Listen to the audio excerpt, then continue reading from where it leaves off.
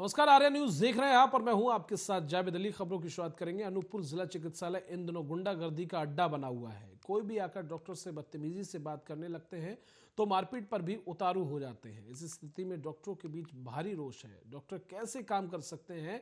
ऐसी स्थिति को प्रशासन द्वारा जल्द से जल्द रोकना चाहिए जिससे कि कोई अनहोनी घटना ना हो सके। जिला प्रशासन को इस पर गंभीरता से विचार करना चाहिए। फिलहाल इस पूरे मामले को लेकर डॉक्टर काफी गंभीर नजर आए। मारपीट करने की कोशिश की है और उनको जान से मारने की धमकी दी है। उसके लिए हम सभी डॉक्टर्स, क्योंकि हमारे एक डॉक्टर के साथ ऐसा दुर्व्यवहार हुआ है, तो हम सब भी रात्रिकालीन ड्यूटी में रहते हैं और तरह तरह के लोग आते हैं, अपशब्दों का उपयोग करते हैं। तो इस वजह से हम लोगों के अंदर बहुत ज़्यादा भय व्याप्त है और इस तरह के माहौल में खुलकर किसी भी मरीज़ की सेवा करना और सबके लिए सहायता करना हम लोगों के उपस्थित जो डॉक्टर ड्यूटी रूम में मौजूद था उससे भी बहुत ज़्यादा गाली गलौज करने लगा। इवन मारपीट के उतारू हो गया। सिविल सर्जन को भी गाली गलौज किया, जिसके अगेंस्ट में हमने आज ज्ञापन सौंपा है सिविल सर्जन को और स्टेप वाइज अपन कार्रवाई करेंगे। अगर कार्रवाई नहीं होती है तो मंडे से हम काम बंद कर देंगे। सर, पुलिस ने मदद किया? अभी तो FIR हुई है पुलिस में, यूजुअली मदद तो हुआ नहीं, इसीलिए हम ज्ञापन सौंपे। मोहम्मद वजह सर यहाँ पे नाइट ड्यूटी कर रहे हैं और उनके ऊपर इस तरीके का जो भी हुआ है ये सब हम सारे डॉक्टर्स जूनियर डॉक्टर्स रहते हैं यहाँ पर ड्यूटी करते हैं, रात की ड्यूटी रहती है। हमारे सारे लोगों की ऐसी सिचुएशन नहीं होती। इस तरह की घटना अगर कोई करना चाहे तो उसको रोका जा सकता है। ये चाहता हूँ कि सारे डॉक्टर्स के ऊपर कभी भी ऐसा कोई खतरनाक हादसा हो सकता है और कभी भी हमारे ऊपर कोई भी जानलेवा हमला भी हो जाए तो हमारे पास कोई भी ऐसा कोई हमारे पास कोई व्यवस्था नहीं है कि हम लोगों को प्रोवाइड किया प्रोटेक्शन दे सकते हैं। तो इसलिए मैं कहना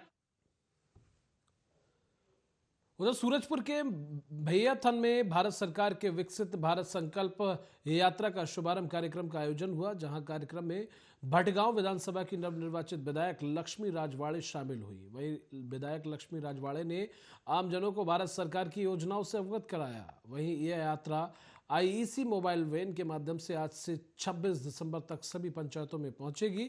आपको बता दें, जहां इस यात्रा का उद्देश्य आमजनों को भारत सरकार की योजनाओं से अवगत कराकर उन्हें योजनाओं का लाभ दिलाना है। वहीं इस दौरान जनप्रतिनिधि, प्रशासन, अमला समेत काफी संख्या में आमजन लोग मौजूद रहे। विकसित भारत संकल्प यात्रा भारत सरकार की एक नई योजना है, जिसके तहत जो प्रचार वैन है वो सभी विकास खंडों के सभी ग्राम पंचायतों में जाएगी, जहां भारत सरकार की योजनाओं के संबंध में जो हितग्राही हैं उनको अवगत कराया जाएगा और उनको योजनाओं का लाभ दिलाया जाएगा। इसके तारतम्य में आज भैयाथान विकास खंड के भैयाथान मुख्यालय में शिविर का आयोजन किया गया है, जिसमें सभी शासकीय विभागों के स्टॉल लगाए गए हैं। हितग्राहियां यहाँ उपस्थित हैं और उनको शासन की सभी योजनाओं के बारे में अवगत कराया जा रहा है और माननीय प्रधानमंत्री जी का जो भाषण है उनको सुनाया जा रहा है और उनका जो उद्बोधन है उनको भी सुनाया जा रहा है। विकसित भारत संकल्प यात्रा आज का कार्यक्रम विकसित भारत संकल्प यात्रा था, इस भैयाथान के जनपद में रखा गया है और इस विकसित भारत संकल्प यात्रा में हमारे केंद्र सरकार की नरेंद्र मोदी जी की गारंटी, जो हर वर्ग के लोगों को आगे बढ़ाने के लिए हमारे नरेंद्र मोदी जी इस हमारा संकल्प के माध्यम से, विकसित भारत के माध्यम से जो योजनाओं का लाभ घर घर तक पहुंचाने का काम कर रहे हैं। तो यही लोग जागरूक हों और उनका योजना घर घर तक कैसे पहुंचे, उसके लिए ही आज संकल्प यात्रा निकाला गया।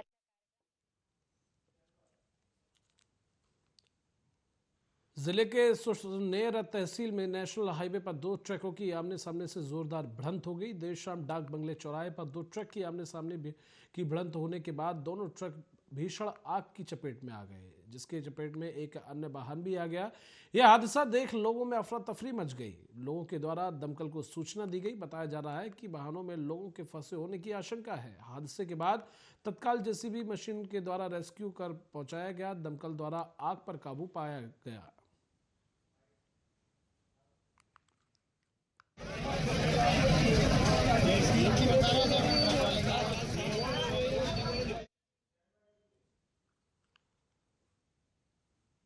नागदा में 11 दिसंबर को बार एसोसिएशन के चुनाव संपन्न हुए और चुनाव लड़ रहे प्रत्याशी अनोखी लाल सोलंकी द्वारा चुनाव में हुई धांधली को लेकर अनोखी लाल सिसोदिया ने गंभीर आरोप लगाते हुए कहा कि चुनाव में मतपेटी खुली हुई थी और मतपत्र भी खुले हुए थे और चुनाव समिति द्वारा मुझे जानबूझकर हराया गया है, जिसकी शिकायत उच्च अधिकारियों से भी की और उच्च अधिकारियों द्वारा जांच के आदेश का सीसीटीवी फुटेज देने के लिए कहा, परंतु अभी तक किसी प्रकार से मुझे कोई सीसीटीवी फुटेज उपलब्ध नहीं कराया गया है, जिसकी शिकायत थाने और एसएसपी कार्यालय में दे दी गई है और मैं चाहता हूं इसकी निष्पक्ष जांच हो। फिलहाल अनोखी लाल के द्वारा अपने बयान में ये कहा गया। ये क्या 3 से 3:30 के बीच में लंच बोला इन्होंने। हमने सवेरे से भूखे तब भी घर से खाना ना खा के तो हमने नाश्ता मंगाया, तो हमसे ये बोला कि चलो चलो आप चलो बाहर चलो, हम भी चल रहे हैं। हम तो सब बाहर आए और ये अंदर रह गए तीनों अधिकारी, और इन्होंने जो मतदाता की पेटी थी अध्यक्ष की उसको खोला, उसमें से सब कुछ गड़बड़ी करी और वापस उसको बंद करा। बंद करने के बाद जब हम गिनती में गए तो हमको मालूम पड़ा कि मतपत्र इस प्रकार से खुले हुए हैं, ये इस प्रकार से रहना चाहिए बंद, इस प्रकार से बंद रहना, तो ये मतपत्र इस प्रकार से खुले हुए पाए गए तो हमारी आपत्ति थी। और ये मैंने नहीं गणना होने के पहले भी 10 बजे बालाजी वाले वो अंदर ही थे, तो उनको भी गणना का बताया कि मेरी आपत्ति नोट कर ली जाए, क्योंकि आपत्ति चिल्ला रहे थे। तो मैंने अब मेरे पास कोई कागज पेन तो था नहीं, तो मैंने बोला कि मेरी आपत्ति नोट कर ली जाए। तो मैं 10 बजे से बालाजी वालों को बेन जो था अंदर अधिकारी और कर्मचारी जो भी थे नेटवर्क के, उन सभी से बोला कि मेरी आपत्ति है। ये क्योंकि इस प्रकार से धांधली आज तक इस बार में कभी नहीं हुई। हमने देखा कि मतलब तो हमेशा ऐसे रहते थे, खुले हुए किस प्रकार से थे। ये क्या 3 से 3:30 के बीच में लंच।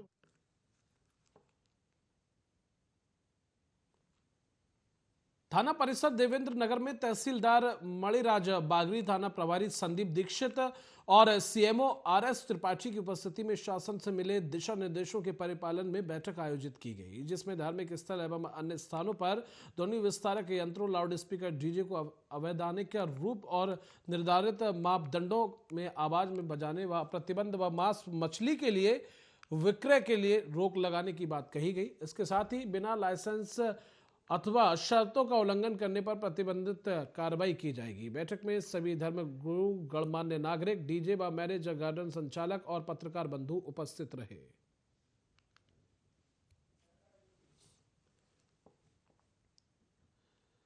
सांसद, विधायकों एवं कलेक्टर ने प्रचार बैंड को हरी झंडी दिखाकर रवाना किया और टाउन हॉल प्रांगण पन्ना में 16 दिसंबर को विकसित भारत यात्रा संकल्प यात्रा का शुभारंभ हुआ था।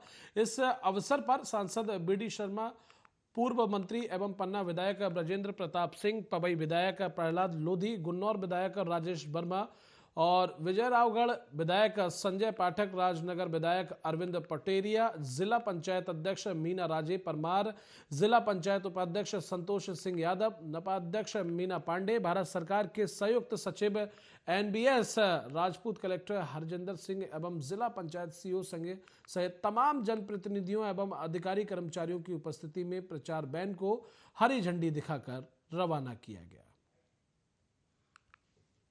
वो भी सांसद महोदय का उस अध्यक्ष महोदय से आग्रह है कि वो भी हमारे आदरणीय सांसद जी का स्वागत करें, सांसद जी का स्वागत कर रहे हैं। इसके पश्चात विकसित भारत संकल्प यात्रा का शुभारंभ आज अभी पन्ना से हुआ है। मोदी की गारंटी वाली गाड़ी को यहां से अभी हरी झंडी दिखा करके हमने रवाना किया है और मोदी की गारंटी वाली गाड़ी हर गांव-गांव में पहुंचेगी।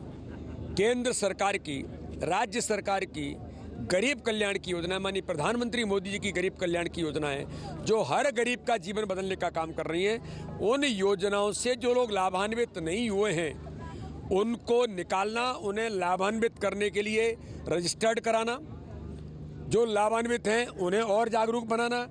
तो हर नागरिक तक, गांव-गांव में, घर-घर तक मोदी की गारंटी वाली गाड़ी पहुंचेगी और पहुंच करके हर गांव में हर गरीब को लाभान्वित करने का प्रयास इस संकल्प यात्रा के माध्यम से होगा। विकसित भारत संकल्प यात्रा का शुभारंभ आज अभी पन्ना से हुआ है। उसके 10 मिनट में कॉल करूं आपको। प्रधानमंत्री नरेंद्र मोदी ने वर्चुअल माध्यम से विकसित भारत संकल्प यात्रा का शुभारंभ किया। मध्य प्रदेश के नवनिर्वाचित मध्य प्रदेश डॉक्टर मोहन यादव उज्जैन से कार्यक्रम में शामिल हुए। यहां शिवपुरी में जिला स्तरीय कार्यक्रम मानस भवन में आयोजित हुआ। प्रधानमंत्री नरेंद्र मोदी के संबोधन का लाइव प्रसारण भी किया गया।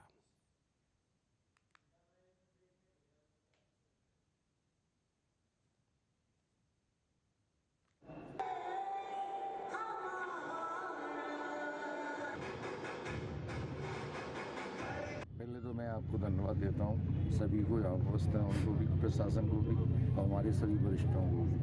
अभी आपने हमारे जिलाध्यक्ष ने बताया था, इस मोदी इस यात्रा की और गाड़ी का नाम मोदी की गाड़ी रखा गया है। आपको मोदी की गाड़ी, और ये आज हमारे यहाँ तो आज से है और प्रदेशों में 1 महीने पहले चल रही है।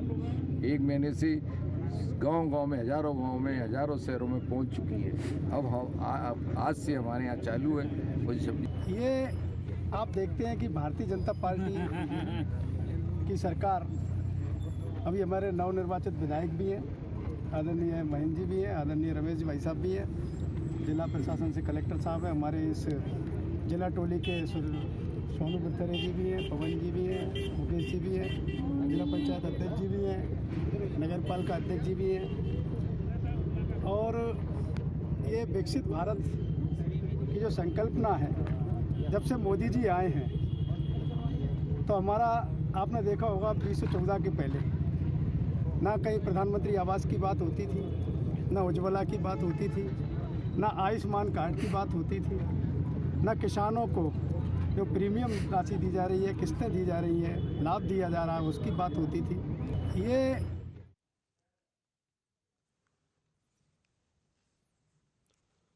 उधर शिवपुरी न्यायालय द्वारा न्यायिक मजिस्ट्रेट अमित प्रताप सिंह प्रथम श्रेणी के नेतृत्व में स्कूल बसों की चेकिंग हेतु मोबाइल कोड लगाया गया, जिसमें विभिन्न स्कूलों की लगभग 150 बसों को चेक किया गया, जिसमें 51 बसों में खामियां पाई गई। वहीं रेलवे स्टेशन रोड स्थित सेंट चार्ल्स स्कूल की बस को मजिस्ट्रेट एवं यातायात प्रभारी द्वारा चेक किया गया तो बच्चों द्वारा न्यायिक मजिस्ट्रेट प्रथम श्रेणी को बताया गया कि हमारी बस में बच्चे कई बार खड़े होकर आते हैं और अंकल से कुछ कहते हैं तो वो हमें डांटते हैं। जब बरसात होती है तो बस में छत से पानी आता है। आज माननीय न्यायालय द्वारा मोबाइल कोड लगाया गया था और उसके तहत आज लगभग 150 बसों को चेक की, जिसमें 51 बसें जिसको बोलेंगे कुछ ना कुछ कमी, ओवरलोडिंग, विदाउट डॉक्यूमेंट्स और छोटी पूरी कमियां मिली थी, जिसके बाद उनका प्रकरण बना के न्यायालय में पेश किया जा रहा है। एक बस MP06P 1163 सेंट चार्ल्स की बस थी, जिसको श्री अमित सर ने चेक किया था, न्यायिक प्रथम श्रेणी ने। इसमें बच्चों को द्वारा बताया गया कि ये बस में से पानी आता है बरसात में, कि किताबें और बस्ते भी गीले हो जाते हैं और जो कंडक्टर है उसका व्यवहार भी ठीक नहीं रहता है। इसकी शिकायत कई बार प्रिंसिपल को भी की गई है, ऐसा बच्चों के द्वारा उनको बताया गया था, तो उस पर भी कोई ध्यान नहीं गया है। इसके बाद जज साहब ने आज प्रिंसिपल को न्यायालय में बुलाया। आज माननीय न्यायालय द्वारा मोबाइल कोड लगाया गया था।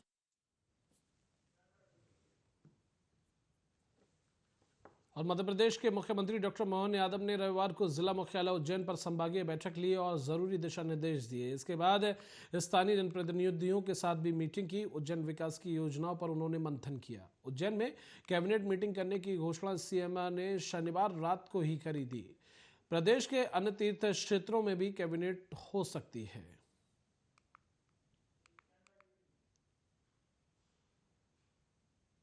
तो मध्य प्रदेश के मुख्यमंत्री डॉक्टर मोहन यादव कल उज्जैन पहुंचे, जहां मोहन यादव का नगर में जोरदार स्वागत हुआ। जगह जगह मंच बनाए गए थे। यादव ने उज्जैन में रात गुजार कर सभी मिथक को तोड़ दिया। उन्होंने ये भी बताया कि इस मिथक की शुरुआत कहां से हुई थी। सीएम ने कहा कि सिंधिया परिवार के द्वारा राजनीतिक रणनीति का हिस्सा बनाया गया था। उज्जैन से ग्वालियर राजनीति ले जाने के लिए सिंधिया परिवार ने राजनीति की थी।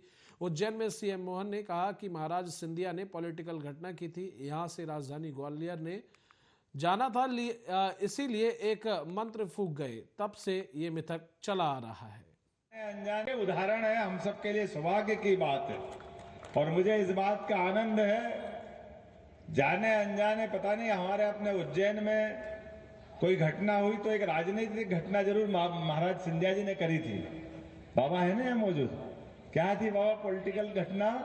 कि कोई कारण से राजधानी ले जाना थी यहाँ से ग्वालियर, तो ग्वालियर राजधानी ले जाने में इच्छा तो नहीं थी, लेकिन महाराज जी चले गए, शांत हो गए। दौलत राव जी सिंधिया साहब के समय 1812 में राजधानी गई, तो उनने क्या समीकरण बनाया? एक तो राजधानी ले गए, दूसरा धीरे से एक मंत्र फूंक गया कि भैया यहाँ राजा रात नहीं रहेगा तो परवार ही नहीं पड़ गया, कोई आएगा ही नहीं दूसरा कब्जा करने के लिए। ये थी एक उनकी राजनीतिक रणनीति। अब राजनीतिक रणनीति के हिसाब से हमारे भी जाने अनजाने अपन भी कहते राजा रात नहीं देगा, राजा रात नहीं देगा। अरे राजा तो बाबा महाकाल है, हम तो सब बेटे हैं उनके, क्यों रात नहीं देंगे?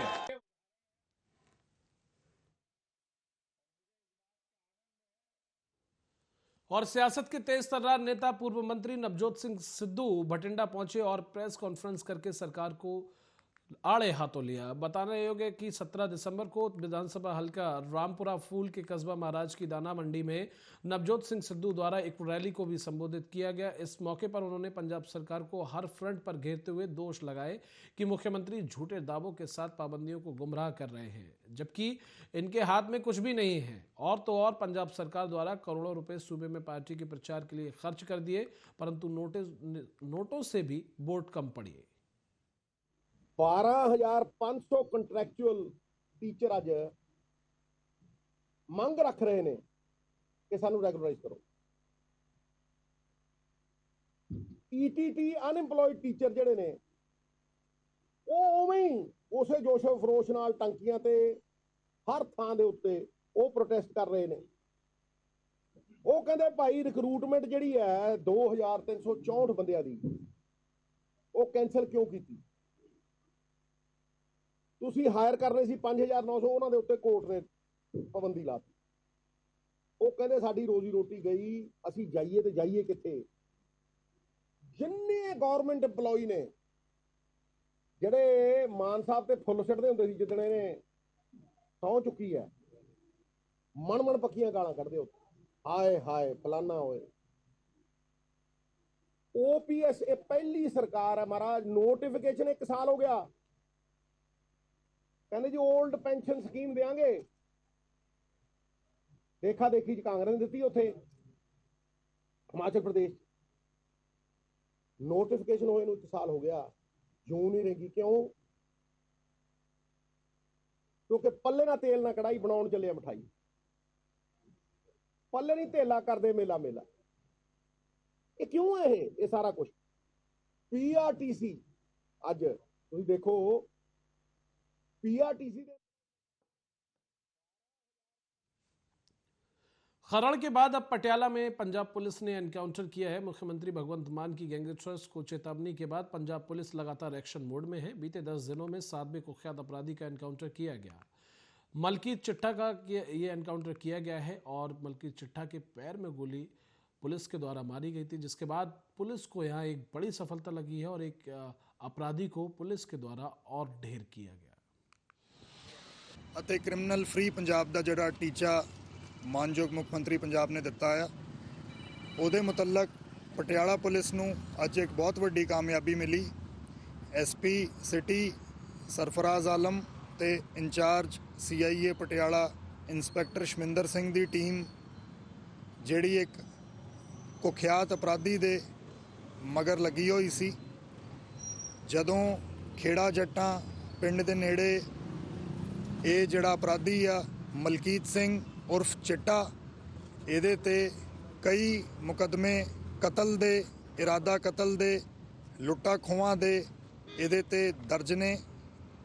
ਐਂਡ ਇਹਨੂੰ CIA ਪਟਿਆਲਾ ਦੀ ਟੀਮ ਨੇ ਜਦੋਂ ਇਹਦਾ ਪਿੱਛਾ ਕਰਦੇ ਹੋਏ ਇਹਨੂੰ ਰੋਕਣ ਦਾ ਇਸ਼ਾਰਾ ਕੀਤਾ ਤੇ ਇਹਨੇ ਰੁਕਣ ਦੀ ਥਾਂ ਤੇ ਪੁਲਿਸ ਪਾਰਟੀ ਤੇ 3 ਗੋਲੀਆਂ ਚਲਾਈਆਂ। ਪੁਲਿਸ ਪਾਰਟੀ ਜਿਹੜੀ ਕਿ ਜਵਾਬੀ ਫਾਇਰ 'ਚ ਪੁਲਿਸ ਪਾਰਟੀ ਨੇ 4 ਤੋਂ 5 ਰਾਉਂਡ ਫਾਇਰ ਕੀਤੇ, ਜਿਨ੍ਹਾਂ 'ਚੋਂ ਇੱਕ ਗੋਲੀ ਇਹਦੀ ਨੀ ਕੈਪ 'ਚ ਲੱਤ 'ਚ ਵੀ ਵੱਜੀ। ਅਤੇ ਕ੍ਰਿਮੀਨਲ ਫ੍ਰੀ ਪੰਜਾਬ ਦਾ ਜਿਹੜਾ तो पंजाब सरकार के निर्देश के बाद कहीं ना कहीं पंजाब पुलिस अब एक्शन मोड में है और लगातार अपराधियों पर अपनी लगाम लगा रही है। इतना ही नहीं बल्कि अब कुख्यात अपराधियों का एक के बाद एक पुलिस के द्वारा एनकाउंटर भी किया जा रहा है। फिलहाल के लिए बुलेटिन में बस इतना ही। नमस्कार।